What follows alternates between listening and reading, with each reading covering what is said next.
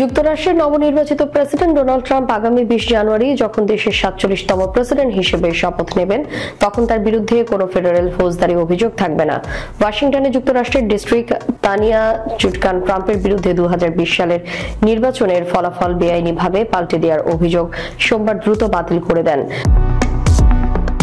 যুক্তরাষ্ট্রের special council Jack Smith আদালতে পেশ করা এক নথিতে স্বীকার করেন, বিচার মন্ত্রণালয়ের দীর্ঘস্থায়ী রীতি অনুযায়ী তারা ক্ষমতাসীন কোনো প্রেসিডেন্টের বিরুদ্ধে মামলা পরিচালনা করে না। আদালতে আরেকটি ফাইলিং এ স্মিথ একটি অপেক্ষমাণ আপিল থেকে ট্রাম্পের নাম সরিয়ে ফেলার জন্য আটলান্টার আপিল আদালতকে অনুরোধ করেন। ট্রাম্প 2021 সালে তার মেয়াদ শেষে হোয়াইট হাউস থেকে যাওয়ার পর তিনি শত শত রাষ্ট্র গোপনীয় দলিল ফ্লোরিডার তার বাসভবনে জড়ো করে রেখেছিলেন বলে যে অভিযোগ আনা হয়েছিল, সেই মামলা ফ্লোরিডার এক বিচারক বাতিল করেছিলেন। স্মিথ সেই মামলা পুনরায় চালু করার লক্ষ্যে আপিল করেছিলেন।